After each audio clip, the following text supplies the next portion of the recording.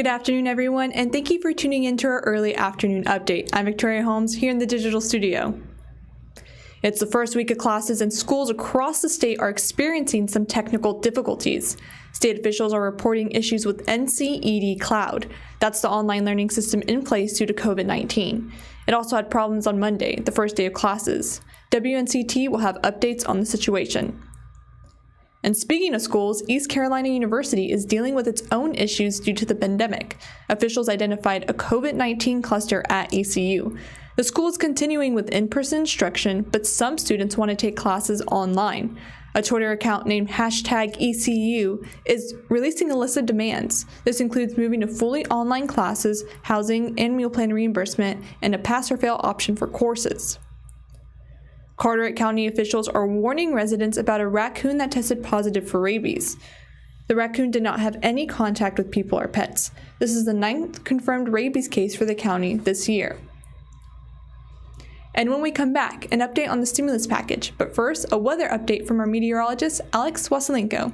Happy Wednesday, everybody. I'm your First Alert meteorologist, Alex Wasilenko, reporting from the First Alert Weather Center on this slightly more active day across eastern North Carolina. The active weather today, the scattered showers and storms will be brought on by a stationary front lingering nearby and also a sea breeze setting up for the afternoon and evening. Those showers and storms, as I had mentioned, will be scattered about this afternoon and evening. They'll definitely go more isolated overnight. However, we can't rule out a stray shower or storm as we wake up early Thursday morning. More so, though, do expect patchy fog to redevelop Thursday morning, alongside partly cloudy to mostly cloudy skies. As for the next several days, they are going to remain active. To track all those active changes in your local weather pattern, do be sure to download that free First Alert weather app. The active stretch of weather today, tomorrow, and Friday will consist of a 50-50 shot at scattered showers and storms each and every afternoon and evening. Temperatures through that stretch will likely dip back down into the middle and upper 80s for Thursday and Friday. For the weekend, as drier air begins to work back in and also some sunshine becomes available Saturday and Sunday, temperatures will rise into the middle and upper 80s. Some of us may be even flirting with that 90-degree mark by the end of the weekend and early next week.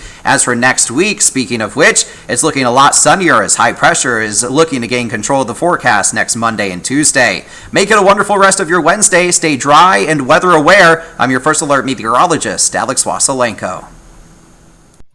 Members of North Carolina's congressional delegation says a deal on a new stimulus package may be weeks away.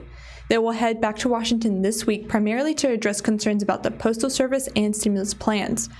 The packages would include direct payments of possibly up to $1,200, but Republicans and Democrats cannot reach an agreement on other measures like unemployment benefits or aid to different states and cities. And in national news, the Postmaster General is suspending some changes until after the elections. Our D.C. Bureau has more. The Postmaster General reversed course today, saying changes he implemented that critics said slowed the mail delivery will now be suspended until after the election. Yeah, the post office is running as well as it has in a long time. President Trump said he supports Postmaster General Louis DeJoy's decision. This evening, the president refuted accusations from Democrats that he tried to undermine the Postal Service to discourage mail-in voting.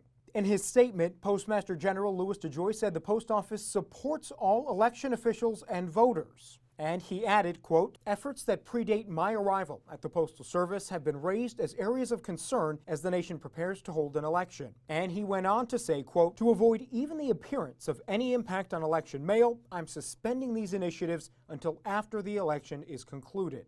And then comes along the new Postmaster General. But Democrat Senator Chris Van Hollen says the actions are too little, too late. He and other Democrats called for DeJoy to resign at a press conference Monday outside the post office headquarters. When we called our post offices to find out what happened, everybody said, well, these orders have come from above.